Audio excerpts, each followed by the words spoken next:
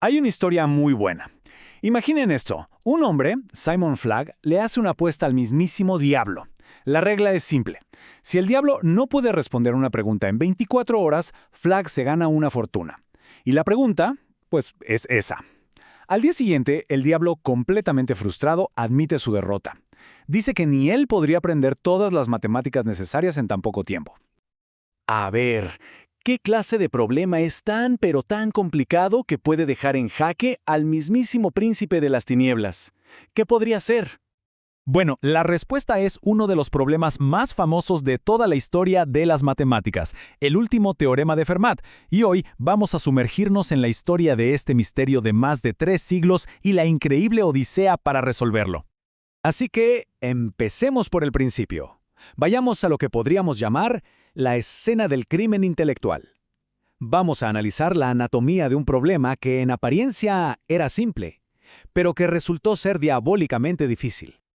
Ok, para entender bien de qué va esto, regresemos a algo que seguramente todos recordamos de la escuela, el famoso teorema de Pitágoras, ese que nos habla de la relación entre los lados de un triángulo rectángulo. Lo genial de esta ecuación es que tiene un montón de soluciones. Bueno, de hecho, infinitas soluciones con números enteros. El ejemplo clásico es el del triángulo 3, 4, 5. Pero ojo, que esto no es nada nuevo. Los babilonios y los egipcios ya conocían estas soluciones miles de años antes de que Pitágoras siquiera naciera. Y aquí, en el siglo XVII, es donde entra en juego nuestro protagonista, Pierre de Fermat. Él hace un cambio que parece súper simple. Se pregunta, ¿y qué pasa si en vez del exponente 2 usamos cualquier otro número entero mayor? Digamos 3, 4 o, no sé, 157. Y de repente, ¡puf! Todas esas infinitas soluciones se desvanecen. Fermat afirmó que no había ni una sola, cero, nada. Y, como si nada, para rematar, deja esta pequeña nota en el margen de un libro. Una nota, una afirmación tentadora que se convirtió en un desafío lanzado a través de los siglos. Fue el inicio de una de las búsquedas más largas y apasionantes en la historia del pensamiento humano. Ahora bien, ¿cómo es que esta notita al margen se transforma en una obsesión? Una que consumiría a las mentes más brillantes por generaciones. Vamos a verlo. Lo que vino después fue literalmente una carrera de relevos intelectual que duró 358 años. Esta línea de tiempo nos da una idea. No fue el trabajo de una sola persona para nada. Fue una cadena de genios, cada uno pasando la estafeta al siguiente, construyendo sobre el trabajo de los demás. Y aunque muchos fracasaron en resolverlo, cada intento empujaba las matemáticas un poco más allá. Y en medio de toda esta historia de números, hay unas historias humanas que son de no creer. Tomemos el caso de Sophie Germain, a principios del siglo XIX. En esa época se consideraba poco femenino que una mujer estudiara matemáticas. Su pasión era tan grande que su propio padre intentó detenerla, le quitó la ropa, las velas y hasta la calefacción. Pero ella seguía estudiando a escondidas por la noche, envuelta en sábanas para no congelarse. Y su trabajo, al final, fue absolutamente crucial. Y aquí viene un punto clave. Durante siglos, todos los que intentaron resolver el teorema fracasaron. Pero, y esto es lo fascinante, esos fracasos fueron increíblemente productivos. Para poder atacar este problema, matemáticos como Ernst Kummer tuvieron que inventar ramas enteras de las matemáticas desde cero. Así nació, por ejemplo, la teoría de números algebraicos, un lenguaje matemático tan potente que, hoy en día, es la base de la criptografía que protege nuestras comunicaciones en Internet.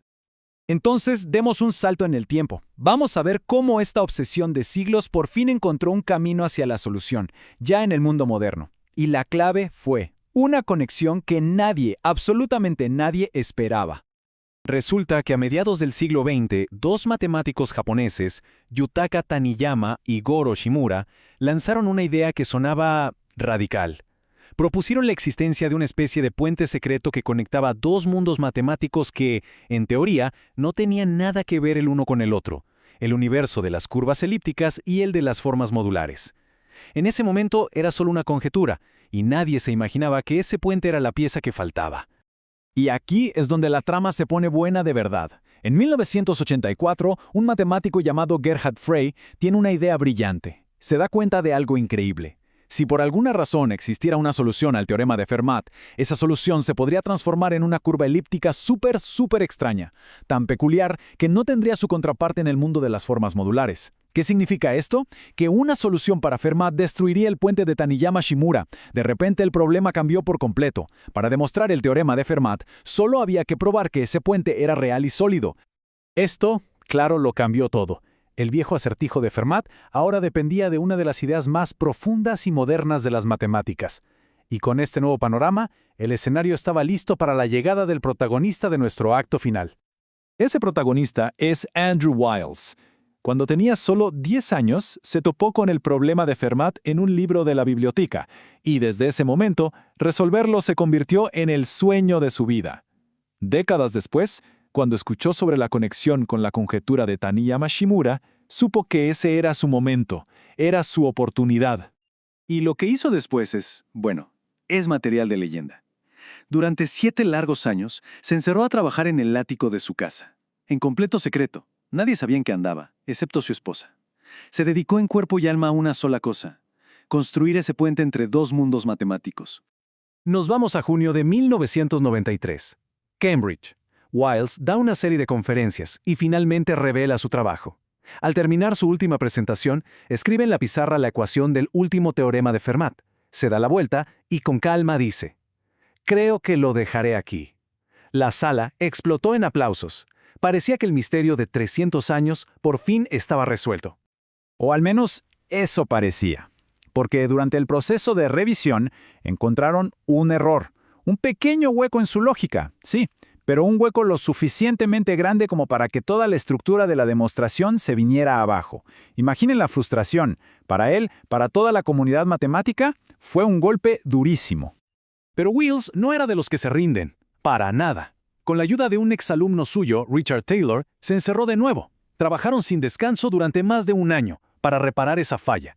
Y finalmente, en mayo de 1995, publicaron la prueba final.